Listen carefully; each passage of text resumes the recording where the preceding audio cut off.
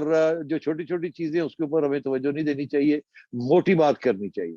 तो मैं ये कहूंगा कि ये तो सही हुआ, और जो पीटीआई कर रही है वो तो गलत किया। और ये जो बुलाया गया था, ये नेशनल इंटरेस्ट में बुलाया गया था। अब इसमें तो कोई छुपी हुई बात नहीं है कि एस्टेब्लिशमेंट एक रोल तो प्ले कर रही है इन द नेशनल इंटरेस्ट। ये नहीं कि किसी की साइड ले रही है, मगर वो तो एक इकोनॉमी जो है वो तो किसी की साइड नहीं है, वो तो सारा का everybody is involve in that. तो ये कोई पार्टी पॉलिटिकल मैनिफेस्टो तो नहीं हो रहा, ये तो एक होल्डिंग ऑपरेशन हो रही है, एक स्टेबलाइजेशन हो रही है। यू फेसिंग बैंक्रप्सी, जो इमरान खान और उसकी हुकूमत लेके आई है, आपको इस बोर्ड पे आके खड़ा कर दिया है। और अब उससे निकलने के लिए, उस दलदल से निकलने के लिए एक कुर्बानी दी जा रही है। एस्टैब्लिशमेंट भी पीछे हट गई है, और आगे नून लीग को लगा के आप करें, पीडीएम को लगाया आप अपने गुनाह जो है माफ करवाए इस तरीके के साथ। गुनाह तो सारे ही करते हैं। तो अब बात यह है कि आईएमएफ अब क्या करेगी। आईएमएफ जुलाई के अंदर, मिड जुलाई में आईएमएफ की मीटिंग है वॉशिंगटन, जहां ये सारी बातें जो अभी हुई हैं और ये जो बजट आया है, क्योंकि आईएमएफ कह रही है हम ये बजट देखेंगे, इसके बाद हमारी मीटिंग है, हम अपने बोर्ड को रिपोर्ट सबमिट करेंगे। जब रिपोर्ट सबमिट हो जाएगी तो उसके बाद हम देखेंगे, हमने आखिरी स्टेज पे आके आपके साथ फिर साइन अप करना है।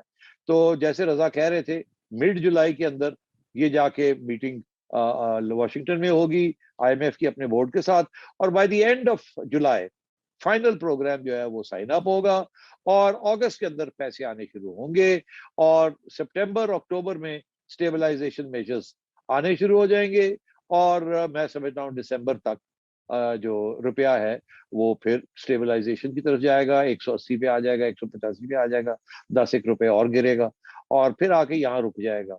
और और ये जो जो जो गवर्नमेंट है, ये फिर इस बात को आगे चलाएगी। उस वक्त क्या और चीजें छोटी मोटी करनी होंगी वो अगले माह में आपको पता चल जाएंगी, या जुलाई के एंड में पता चल। तो मैं समझता हूँ कि we are on track now. मेरा मेरा एक छोटा सा सवाल था। वो कल रूस के कौंसल जनरल हैं कराची में, उन्होंने एक प्रेस कॉन्फ्रेंस की और उनसे सवाल हुआ कि जी इमरान खान तो कहते हैं कि जी आपसे मुआहदा हो गया था 30% सस्ता तेल देने का, और खतवत भी कोई लिखा गया था। तो उसने कहा कि बातचीत ऐसे हुई थी, कोई मुआहदा नहीं हुआ और हमें कोई खत मिला ही नहीं। तो क्या पूछ रहे हैं? मैं आपसे पूछ रहा हूं कि फिर ये खान साहब के बयानिए का क्या होगा? खान साहब का बयानिया तो हर रोज यूटर्न होती है, झूठ, उससे बहुत सा झूठ है। इन्होंने आके वहां तो कोई बातचीत नहीं हुई, ना ही कोई मुआहदे हुए। ये तो हैंडशेक के लिए गए थे, हैंडशेक करके आगे ताकि तस्वीर लग जाए इनके बेडरूम के अंदर कि मैं प्यूटिन से भी मिला था। और इनके जो सपोर्टर्स हैं वाह वाह वाह वाह, पहले डोनाल्ड ट्रंप जफ्फियां पा रहे सी, प्यूटिन जफ्फियां पा रहा है, साडा क्या लीडर है, कमाल हो गया। अच्छा, अब बात ये है कि लेट्स गेट सीरियस। ये जो रशियन ऑयल की बात है, बड़ी इंटरेस्टिंग बात ये है कि रजा, ये मिफ्ता इसमाइल को भी ये सवाल पूछा गया ऑन एन अमेरिकन चैनल कि इंडिया जो है वो रूस का तेल सस्ता खरीदने के लिए तैयार हो गया है 30% लेस कीमत पे। तो क्या पाकिस्तान भी रूस से तेल खरीदेगा अगर मिलेगा तो आगे से मिफ्ता ने ये जवाब दिया कि हमें हमारे ऊपर थ्रेट है सैंक्शंस की, कि अमेरिका हमारे ऊपर सैंक्शंस लगा दे, इसलिए हम शायद नहीं खरीदेंगे। मगर अगर ऐसी थ्रेट ना हो तो जरूर हम भी फिर मार्केट में जाके खरीदने की कोशिश करेंगे।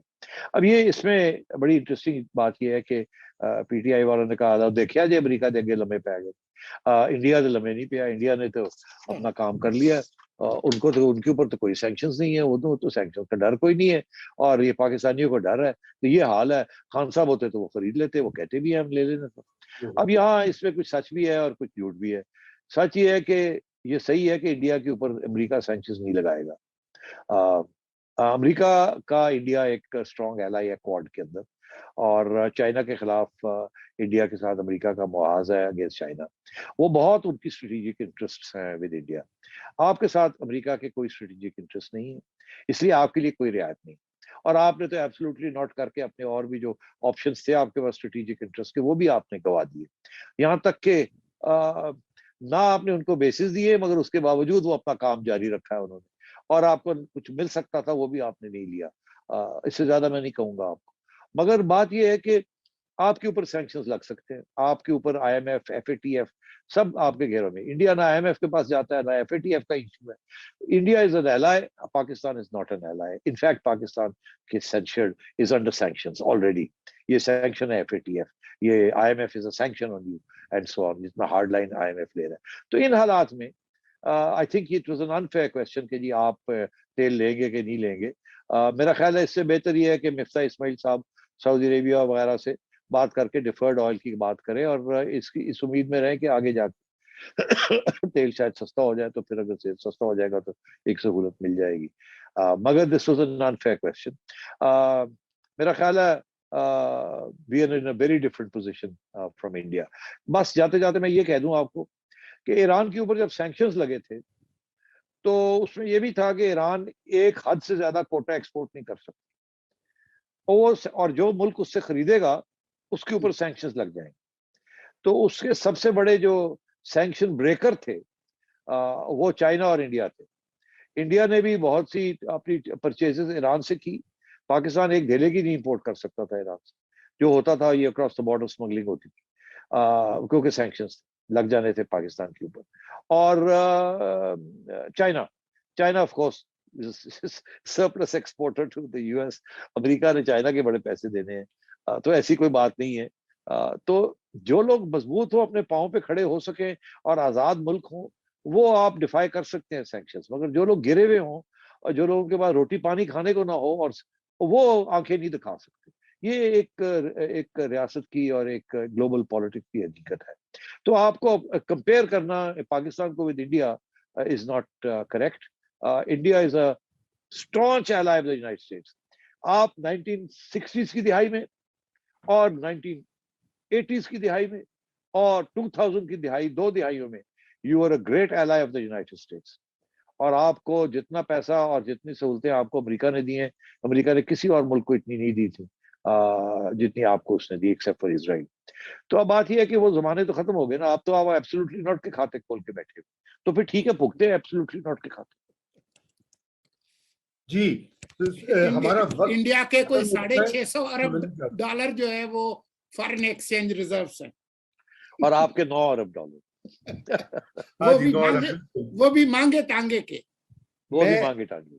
मैं सिर्फ ये इजाफा करना चाहता हूँ कि जो वीट की जो गंदुम जो खरीदनी है रूस से, उसके ऊपर पाबंदी खाने पीने की अशिया पे नहीं है। तो ये क्लैरिफाई करना चाहिए। दूसरी कल कहा उन्होंने, मुफ्ता इस्माइल ने कहा कि हम रूस से खरीदेंगे गंदुम, तो अब हम इंपोर्ट करें। और दूसरी बात मैं ये भी इजाफा करना चाहता हूँ कि इस पूरी डिबेट और इस झूठ में, प्रोपेगेंडा में एक बहुत बड़ी चीज जो कि अब पाकिस्तानियों को पता होनी चाहिए कि रशियन जो ऑयल जो वो क्रूड ऑयल होता है, उसकी रिफाइनरी की कैपेसिटी नहीं है पाकिस्तान में, हिंदुस्तान में है। अगर हम किसी तरह बाईपास करके कोई जुगाड़ लगा के वो रूस से ले भी लें तो वो रिफाइन नहीं हो सकता यहाँ पे। मैं सिर्फ इतनी सी बात जो है वो इजाफा करना चाहता हूँ, बिकॉज ये डिबेट इतनी बेमानी है। बहरहाल हमारा वक्त खत्म हो चुका है। साइडी साहब, thank you so much for being with us. और सोलंकी साहब, थैंक्स। इंशाल्लाह आपसे अब दोबारा मुलाकात होगी कल शाम 9 बजे। खुदा हाफिज।